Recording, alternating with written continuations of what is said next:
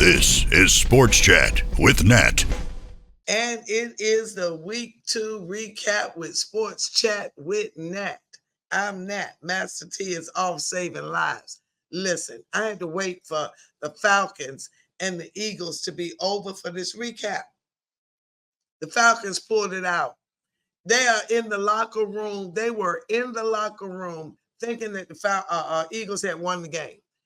With 65 seconds left, Kirk Cousins looked like the MVP candidate. Kirk Cousins went down the field with 65 seconds, no timeouts, and the score was 22-21 Falcons.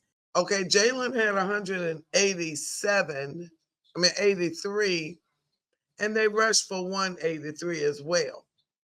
No, that was 183 receiving, and the rushing was 186. Okay.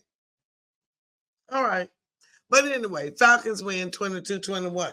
Now, week of upsets. We were 7-9. We both were 7-9 because we both picked all the same winners.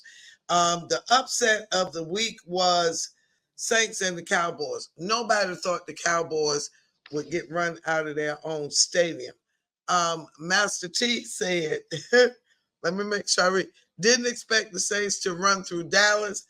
Cowboys D couldn't stop the Saints offense. Alvin Kamara had 4 touchdowns, making him the top running back this week on fantasy football with 42 points. The Saints offense, now I do remember reading this, Saints offense, 91 points the first 2 games. Now also, I looked up, why was Derek Carr being so efficient and looking so good? Well, the offensive coordinator is the son of Gary Kubiak, Clint Kubiak, who was the offensive passing coach for the 49ers, who had Brock Purdy with the highest passer rating last season. Brock Purdy right now is sitting number 1 in quarterbacks. Listen, has something to do with the passer rating, interceptions, all of that. Now, he was also a wide receiver coach, and I say he is the best of both worlds. So that combined, the Saints look amazing. And the other upset was we thought the Colts were going to beat the Packers because there was no Jordan Love. No Love, no problem. Love was coaching up Malik Willis. Let me see what she said. Malik Willis and the Packers said, we know Jordan is out for 8 weeks, but we are still the Packers and we got this. And my thing is, no Love, no problem. So they beat them. Final score was 16-10. Malik Willis only missed 2 passes. I believe he was 11 of 13, 12 of 14, something like that. Only 2 incomplete passes. And how can I not mention the upset? Well, it was a lot of upsets. But the Raiders beat the Ravens. And the Ravens are 0-2 since 2015. Now, Master T says, I don't think anybody thought the Raiders would be at the Ravens, beat the Ravens. I didn't think so either, especially in their home opener. Now, she says Lamar should have kept running at the end of the game instead of throwing the backward pass. They probably would have won. Max Crosby was putting up a lot of pressure on Lamar all day. Now, I said in the AFC preview that I thought the Raiders would be a good team this year because I believe that Antonio Pierce will have them ready, united, and just awesome.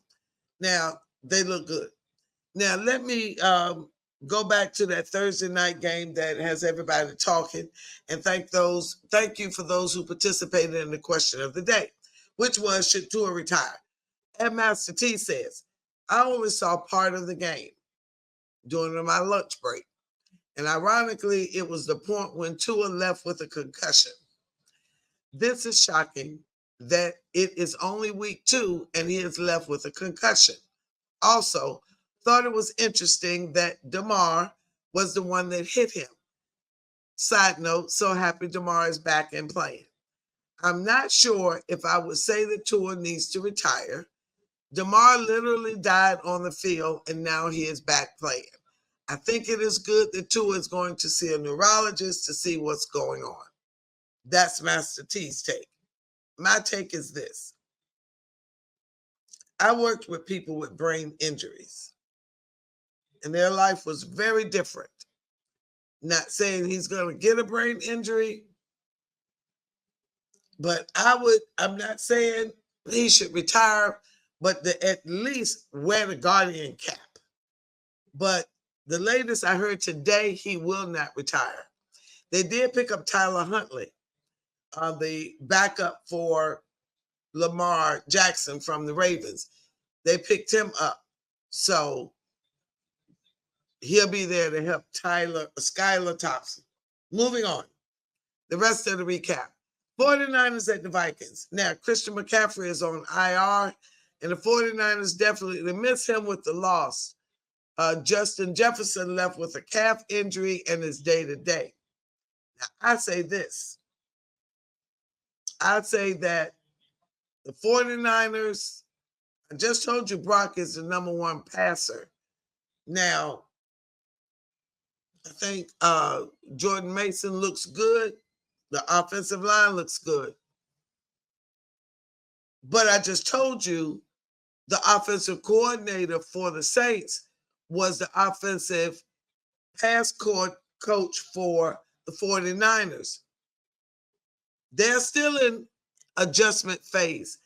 But anyway, the Vikings did surprise the 49ers 24-17. I believe that's right, 24-17. All right, moving on. The recap of Steelers and the Broncos. Listen. Now, Master T said Steelers win, but still having trouble scoring touchdowns. Not sure when we will see Russell play, but it will be interesting to see how the offense will change with him in the game. Now, I talked to one of my subscribers in depth today. He believes that Russell should start as soon as he's healthy. I think if it ain't broke, don't fix it. Until Justin does something to lose the starting, I just don't think you should put Russell in cold. I think if we put him in once we have a big lead or comfortable in the game to work him in, but I don't think throw him in a big game at the beginning and he's rusty. Justin has had the reps with the first team, mostly through the training camp as well. He gets better each game. That's just me. All right, moving on. The Chiefs and the Bengals. The Bengals did everything to win that game. Everything. But Patrick, with his magic, was amazing. And it was the very last second win. Master T says this was an exciting game to watch. Back and forth with 6 lead changes. Best interception was Cam Taylor-Britt picking off Pat for the second time at the end of the third quarter. He caught it with one hand, almost reminded me of Odell Beckham Jr.'s famous catch back in 2015.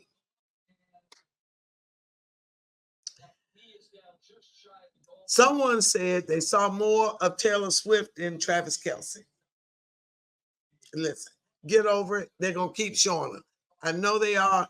The ratings are beyond the roof. The Chiefs love her. He love her. Get over it. The Bears and the Texans. Now, that final score was 18-16?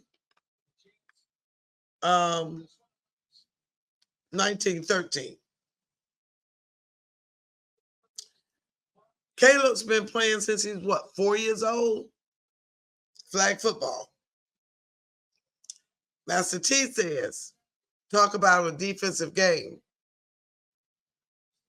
Both defenses were going after both quarterbacks, but in the end, CJ's experience and creative in the game helped the Texans win with their defense.